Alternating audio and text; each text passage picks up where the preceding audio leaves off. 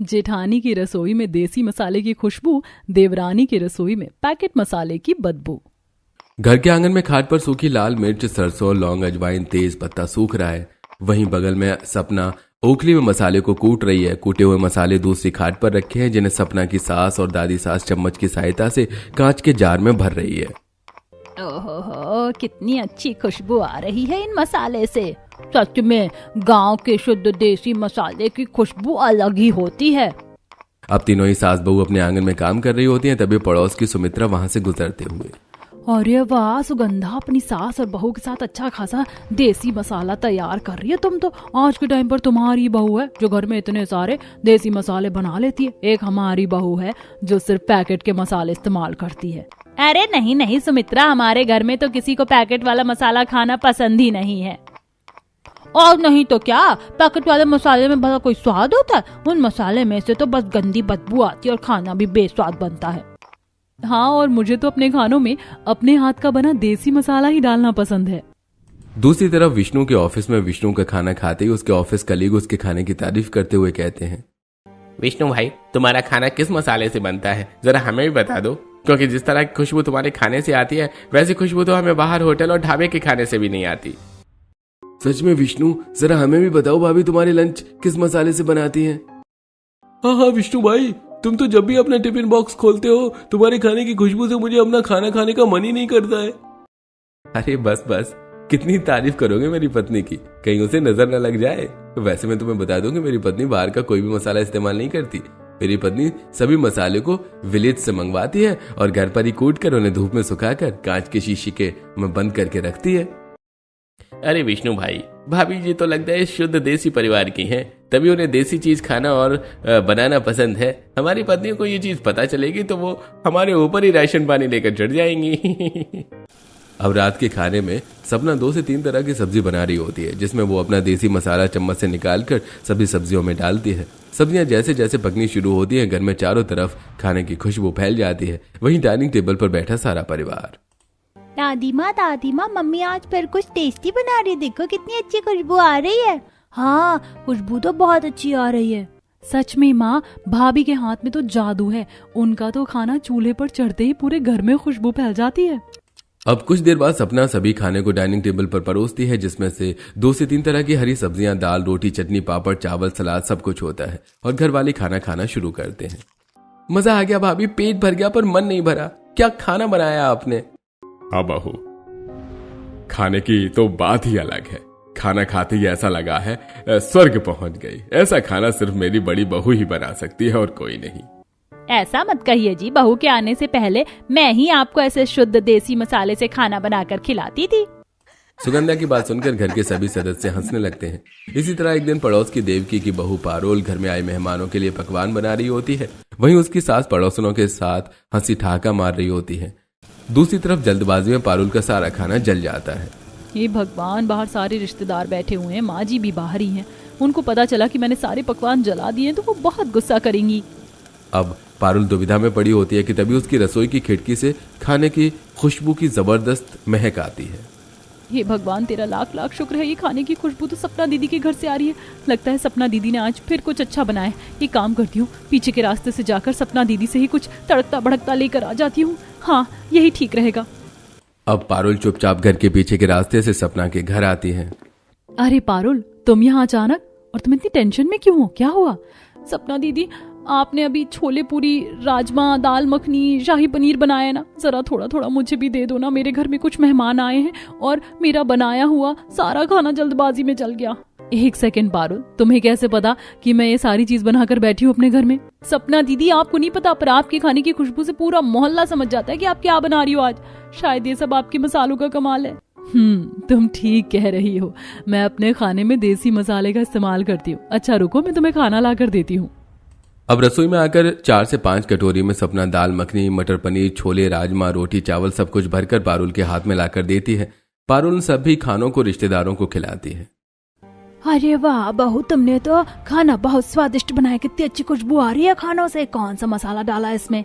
हाँ बहू बताओ, क्या क्या डाला है इस खाने में जो खाने से इतनी अच्छी खुशबू आ रही है, और खाने की रंगत भी काफी ज्यादा जबरदस्त है, खाकर मजा आ गया। पारुल घबराते हुए धीमी आवाज में कहती है, जी बस हाथों का कमाल है, सबके हाथों का स्वाद अलग होता है ना, इसीलिए आपको हमारे घर का खाना थोड़ा ज्यादा अच्छा लग रहा है। अब सभी लोग खाना खाकर और खाने की तारीफ करके वहां से चले जाते हैं। वहीं पारुल बर्तन रिटर्न करने जब जाती है तो भर भर कर सपना की तारीफ करती है। सपना को यह सब सुनकर बहुत खुशी होती है। इसी तरह कुछ हफ्ते गुजरते हैं। आसपास के लोग सपना के हाथ के खाने की और मसालों की बहुत तारीफ करते हैं। वहीं सपना हर हफ्ते आंगन में अपने देसी मसाले को धूप लगाती तो कभी उन्हें ओखली में कूटती। अब कुछ समय बाद घर के बड़े बेटे अंकित की शादी का फैसला करते हैं। लेकिन जब यह बात अंकित को पता चलती है तो वो घर वालों से कहता है, माँ आप मेरे लिए लड़की मत ढूंढिए, क्योंकि मैं अपनी पसंद की लड़की से शादी करना चाहता हूँ। मैं एक लड़की को पसंद करता हूँ और वो लड़की मेरे ऑफिस की ही है और काफी समझदार है। ऑफिस की है तो हमारे घर को तो संभाल लेगी ना, कहीं घर को भी ऑफिस ही ना बना दे। काम धंधा भी करेगी क्या शादी के बाद तेरी पसंद की बहू? हाँ दादाजी करेंगी, पर मैं उसे बोलूंगा कि वो घर से ही काम कर ले, ऑफिस न जाए। इससे आप लोगों को भी ज्यादा कोई दिक्कत नहीं होगी। हाँ देवर जी आप ठीक कह रहे हो। चलो अब जब सबकी रजामंदी हो ही गई है तो फिर अच्छा सा मुहूर्त निकलवा कर अब छोटे बेटे की शादी उसकी पसंद की लड़की से करवा ही देते हैं। अब सुगंधा अपने पति के साथ लड़की वालों के घर जाती है और रिश्ता फिक्स करके 3 से 4 हफ्ते के अंदर अपने छोटे बेटे की शादी पूरे विधि विधान के साथ करवा देती है। आइए देवरानी जी, इस कलश को गिराकर घर के अंदर प्रवेश कीजिए। अब सपना की देवरानी कलश गिराकर कुमकुम की थाल में पैर रखकर घर के अंदर प्रवेश करती है। चलिए भाभी अब आप आराम कर लीजिए, फिर कल आपकी पहली रसोई भी है। छोटी चाची मैं आपके साथ सोऊंगा आज। नहीं छोटी चाची आप मेरे साथ चलिए मेरे कमरे में। मेरे कमरे में ना बहुत सारे टॉयज हैं, आपको मजा आएगा उनके साथ खेलने में। बस करो तुम दोनों, बहुत परेशान कर लिया अपनी छोटी चाची को। चलो आराम करने, कल सुबह स्कूल नहीं जाना तुम दोनों को। देवरानी जी आप जाइए, ये दोनों ऐसे ही बदमाशियां करते रहेंगे वरना आपके साथ। जी जेठानी जी। अब दीपांशी अपने कमरे में जाकर आराम करती है। अगले दिन सुबह घर का माहौल बहुत ही टेंशन भरा रहता है। दरअसल सपना के मायके से फोन आता है कि उसकी माँ की तबीयत बहुत कुछ ठीक नहीं है। तभी वहां पर नहा धोकर दीपांशी भी आती है और घर का माहौल परेशान देखकर कहती है, क्या हुआ आप लोग परेशान लग रहे हैं, कोई बात हुई है क्या? अरे बहू तेरी जेठानी थोड़ी दुखी हो रही है, उसे अपनी देवरानी को छोड़कर मायके जाना है। ठीक नहीं लग रहा है पर जाना जरूरी है, इसकी मम्मी की तबीयत कुछ ठीक नहीं है। अरे कोई बात नहीं जेठानी जी, आप टेंशन मत लीजिए। अरे देवरानी जी आप अभी अभी आई हो घर में, आपको किसी चीज की जरूरत हुई या कुछ समझ नहीं आया तो? अगर मुझे कुछ समझ में नहीं आया तो मैं माँ जी से पूछ लूंगी, पर अभी आप अपनी माँ को देखने जाइए और आप बच्चों को यहीं छोड़ दीजिएगा। अब अपने पति के साथ सपना अपने मायके चली जाती है। कुछ देर बाद, भाभी आज आपकी पहली रसोई है, अब आप अपनी पहली रसोई कर लीजिए। जी मैं रसोई में ही जा रही थी, आप लोग डाइनिंग टेबल पर बैठिए, मैं खाना बनाकर लाती हूँ। अब दीपांशी रसोई में आती है, फ्रिज से पनीर निकालकर पनीर काटती है, कुछ हरी सब्जियां काटती है, फिर क्रशर में लहसुन, मिर्च, अदरक, प्याज, टमाटर इनको भी क्रश कर लेती है और कढ़ाई में मटर पनीर दाल मखनी बनाना शुरू करती है। अब सब्जी थोड़ी पकने के बाद दीपांशी रसोई की अलमारी से मसाले के डिब्बे निकालती है और उन्हें खोलती है। अरे मसाले के डिब्बे में तो मसाले ही नहीं है, जेठानी जी बिना मसाले के खाना बनाती हैं क्या? अब दीपांशी चारों तरफ अपनी नजर घुमाती है तो वो देखती है कि रसोई की दूसरी तरफ स्लैब पर प्लेट में सूखी लाल मिर्च, काली मिर्च, हरी इलायची, काली इलायची, तेज पत्ता, लौंग अलग अलग प्लेट में रखा हुआ है। अरे ये सब तो सूखे खड़े मसाले हैं, यहाँ पर कोई पैकेट वाला मसाला इस्तेमाल नहीं करता क्या? पहले पता होता तो मैं अब तक मंगा लेती। चलो अब मंगा लेती हूँ। अब दीपांशी ऑनलाइन सब्जी मसाला, गरम मसाला, हल्दी पाउडर, धनिया पाउडर मंगवाती है और उन्हें खाने में डालकर खाना तैयार करती है। वहीं डाइनिंग टेबल पर बैठा परिवार, भाभी कब से खाना बना रही हूँ लेकिन अभी तक खाने की कोई खुशबू नहीं आई। बहू खुशबू तो नहीं आ रही पर एक अजीब सी बदबू आ रही है, पता नहीं ये बदबू किस चीज की है। घर वाले ये सारी बातें कर ही रहे होते हैं कि तभी खाना बनाकर दीपांशी डाइनिंग टेबल पर लेकर आती है।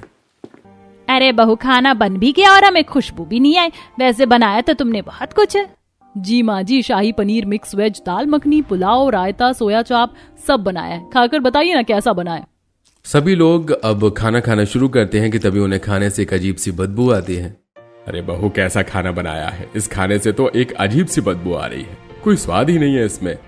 हाँ बहू सब्जी में तो कोई रंगत ही नहीं है, इसमें कोई मसाला नहीं डाला है क्या?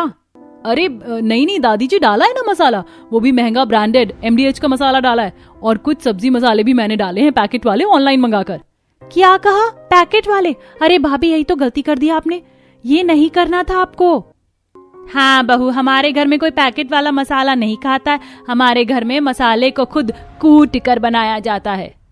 अच्छा, तो इसीलिए वो खड़े मसाले रसोई में रखे थे, आप उन्हीं मसालों को कूट कर तैयार करते। माफ करना, पर मुझसे ये सब नहीं हो पाएगा। हाँ माँ, दीपांशी ये सब कैसे कर पाएगी? ये सब उसने कभी किया ही नहीं है, और खाना इतना भी बुरा नहीं है, ठीक तो है।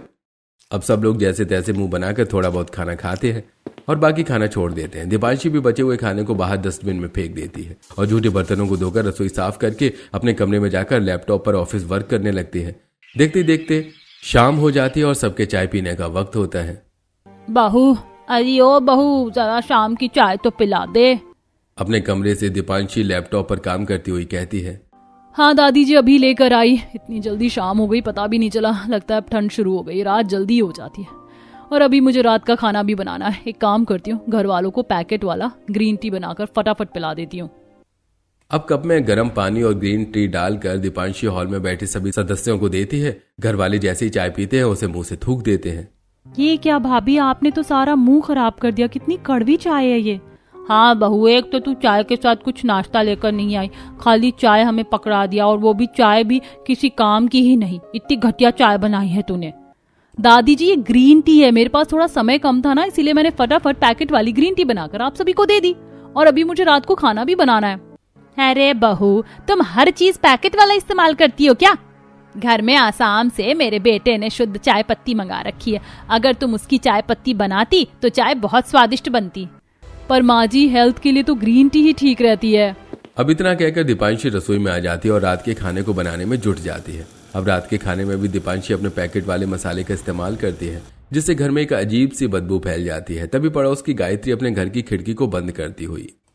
हे भगवान, कितनी गंदी बदबू आ रही पड़ोस से। पता नहीं किसके घर में क्या बन रहा है, और इतना घटिया जिसकी बदबू मेरे पूरे घर में फैल गई है। वहीं अब कुछ देर बाद खाना बनाकर दीपांशी डाइनिंग टेबल पर परोसती है। खाने में से आज रात भी बहुत गंदी बदबू आ रही थी। सभी लोग जैसे ही खाना खाते हैं उनका दिमाग खराब हो जाता है। बहू, फिर तुमने पैकेट वाला मसाला इस्तेमाल किया है खाने में। खाने में कितनी अजीब सी बदबू आ रही है इसमें। सच में छोटी बहू तो पहले दिन से ही हमें पैकेट वाला मसाला खिला रही है। पता नहीं बड़ी बहू कब आएगी। क्या हो गया दादी जी, पैकेट वाले मसाले इतने भी खराब नहीं होते। ये सारे मसाले ब्रांडेड और बहुत महंगे हैं। भाभी, पैकेट का मसाला कितना भी महंगा हो, पर बात स्वाद की होती है। हमारे जीभ पर शुद्ध देसी मसाले का स्वाद चढ़ा हुआ है। उसके आगे आपका ये पैकेट वाला मसाला हमें कभी पसंद नहीं आएगा। हाँ बहू, ले जाओ अपने खाने को। मेरा तो पेट ही इसकी बदबू से भर गया। पैकेट वाले मसाले से बहुत गंदी बदबू आती है, और वही बदबू इन खानों में से आ रही है। दादी मम्मी कब आएंगी? छोटी चाची का खाना अच्छा नहीं है। हाँ दादी, मुझे मम्मी के हाथ का खाना खाना है। बड़े तो बड़े, जेठानी जी के बच्चे भी फरमाइश करने से बाज नहीं आ रहे हैं। अब सभी लोग मुंह बनाकर चले जाते हैं। इसी तरह 2 दिन गुजरते हैं और एक दिन सुगंधा अपने घर के बाहर लगे छोटे मोटे फूल के पौधों में पानी डाल रही होती है। तभी पड़ोस की सुमित्रा वहां आकर, सुगंधा, तेरे घर में कुछ दिनों से खाना पीना नहीं बन रहा है क्या? अरे सुमित्रा, कौन सा भांग खाकर आई हो? अरे बिना खाना खाए भला कोई रह सकता है घर में? अरे नहीं, वो बात यह थी कि कुछ दिनों से तुम्हारे घर से खाने की खुशबू नहीं आ रही, इसीलिए मैंने सोचा पूछ लूं। क्या बताऊं सुमित्रा, मेरी बड़ी बहू जो देसी मसाले इस्तेमाल करती थी वो अपने मायके गई हुई है, और उसकी देवरानी है जो सिर्फ पैकेट वाले मसाले इस्तेमाल करती है, जिसमें से खुशबू कम बदबू ज्यादा आती है। अब सुगंधा जहां ये सब बोल रही होती है, वहीं बालकनी में खड़ी दीपांशी ये सारी बातें सुन रही होती है। लगता है जेठानी जी के मसाले की तारीफ पूरे मोहल्ले भर में फैली हुई है। अब 2 से 3 दिन बाद सपना अपनी माँ की देखभाल करके घर वापस आ जाती है। भाभी, आप आ गई? अच्छा हुआ आप आ गई। आपको पता है, आपके जाने की वजह से एक दिन भी ठीक से अच्छा खाना नहीं खा पाई। हाँ मम्मी, चाची बहुत बेकार खाना बनाती थी, उस खाने में से बदबू आती थी। नहीं बेटा, खाने की कभी इंसल्ट नहीं करते। खाना जो भी बनता है वो अच्छा ही होता है। दूर खड़ी दीपांशी, हे भगवान, जेठानी जी ने घर में कदम रखा नहीं कि उनके खाने और उनके मसाले की तारीफ होनी शुरू हो गई। अब दोपहर में हमेशा की तरह सपना घर के आंगन में खाट पर कुछ सूखे मसालों को सुखा रही होती है, तो कुछ मसालों को ओखली में कूट रही होती है। तभी वहां पर दीपांशी आ जाती है। ओ गॉड जेठानी जी, आप टेक्नोलॉजी के जमाने में स्मार्ट वर्क ना करके गवारों की तरह ओखली में मसाला पीस रही, और इसी मसाले की घर वाले इतनी तारीफ भी करते हैं। इससे अच्छा तो पैकेट वाला मसाला होता है। जेठानी जी, पैकेट फ्री होता है और समय भी बचता है। देवरानी जी, दादी सास के गांव में मसाले की खेती है, इसीलिए हम वहीं से मसाला इंपोर्ट करते हैं और घर में ही तैयार करते हैं। और ये तो सौभाग्य की बात है कि मसाला खुद से तैयार करते हैं, वरना तो प्रिजर्वेटिव मसाले काफी घटिया क्वालिटी के होते हैं। कई दिनों तक ये मसाले पैक्ड होते हैं, जो खाने की असली खुशबू और असली स्वाद को छीन लेते हैं। अरे जेठानी जी, लगता है आपको कुछ पता ही नहीं है। खैर आप कूटिए अपने मसाले, मैं जा रही हूँ मार्केट से ब्रांडेड पैकेट मसाले लाने। अब दीपांशी बड़े से मॉल में आकर महंगे महंगे ब्रांड के सब्जी मसाले खरीदती है।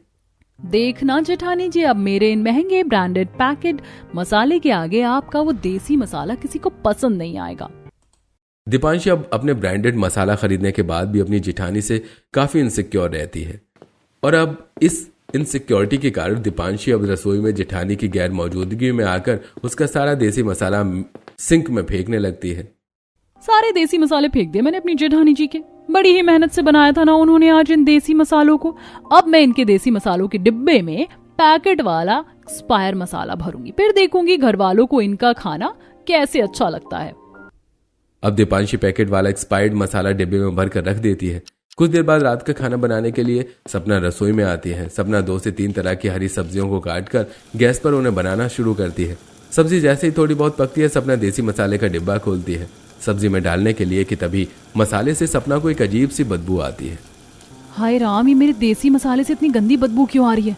आज से पहले तो ऐसी बदबू कभी नहीं आई। सपना एक बार और मसाले को अच्छे से सूंघती है और वो समझ जाती है कि ये मसाला उसका है ही नहीं। मैं समझ गई, ये सब कुछ देवरानी जी ने किया है, पर कोई बात नहीं, मेरे पास और एडवांस मेरे देसी मसाले रखे हुए हैं। अब रसोई के दूसरे कैबिनेट को खोलकर सपना देसी मसाला निकालती है और उन्हें सब्जी में डालकर खाना बनाना शुरू करती है और कुछ देर बाद डाइनिंग टेबल पर परोसती है। सभी लोग खाना खाते हैं और भर भर कर सपना की तारीफ करते हैं। वाह भाई वाह, मजा आ गया, खाना क्या बनाया है।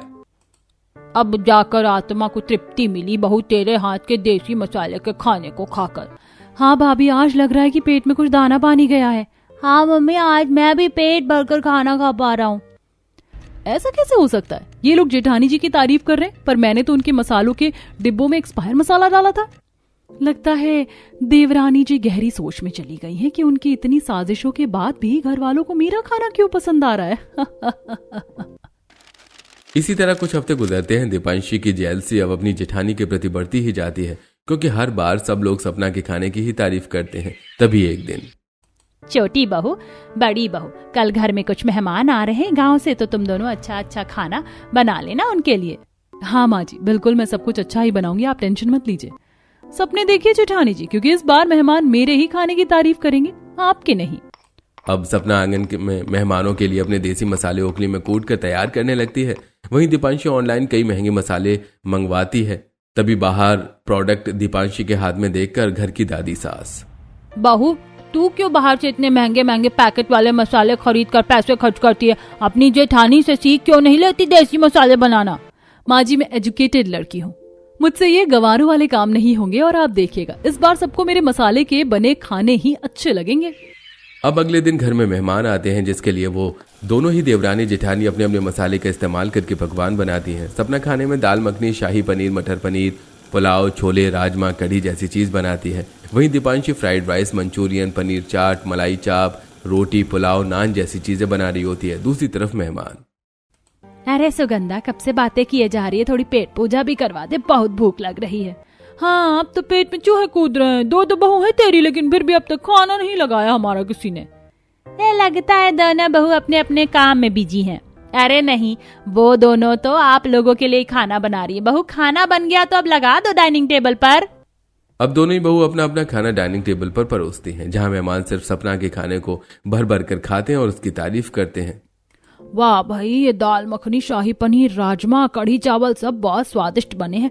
लेकिन एक बात है, एक तरफ जहाँ खाने से खुशबू आ रही, दूसरी तरफ कुछ खाने से बदबू भी आ रही है। अरे छोड़ो, जो अच्छा बना है और जिसमें सच्ची खुशबू आ रही बस वो खा लो। हाँ, लेकिन ये खुशबू वाले खाने को किसने बनाया और कौन से मसाले डाले इसमें? प्रेमलता, जिन खानों से अच्छी खुशबू आ रही वो खाना मेरी बड़ी बहू ने बनाया और मेरे खाने में देसी मसाले का इस्तेमाल करती है वो, और जिस खाने से बदबू आ रही वो मेरी छोटी बहू ने बनाया, जिनमें पैकेट वाले मसाले इस्तेमाल हुए हैं।